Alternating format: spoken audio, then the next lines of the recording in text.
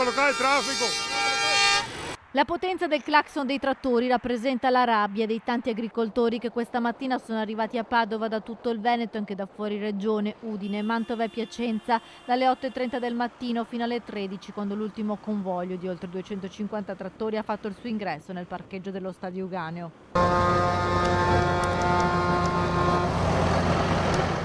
Alla fine, secondo gli organizzatori, erano in 1000. Qui in Veneto abbiamo il problema che la Regione Veneto, la VEPA, non sta pagando gli agricoltori, praticamente mancano oltre 200 milioni di soldi che devono arrivare nelle tasche degli agricoltori e che non abbiamo capito perché non stanno. Si danno la colpa il governo contro la regione contro il governo, fatto sta che gli agricoltori non portano a casa soldi.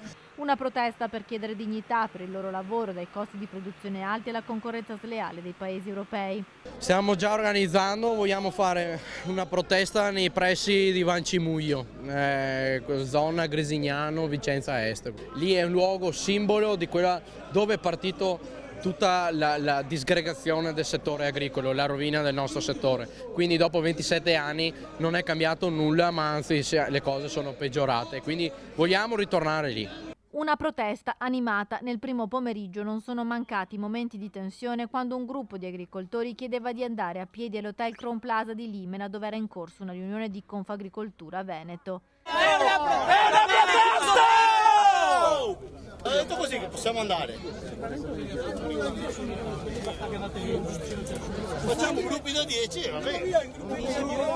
Grazie.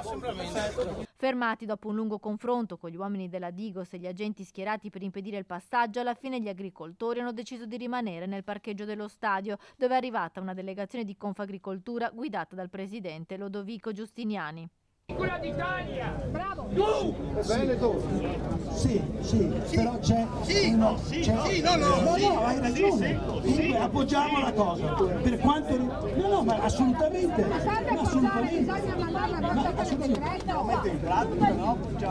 Il confronto sul palco è stato animato, ma alla fine la giornata si conclude con i trattori che si rimettono in marcia per tornare a casa, pronti per manifestare ancora.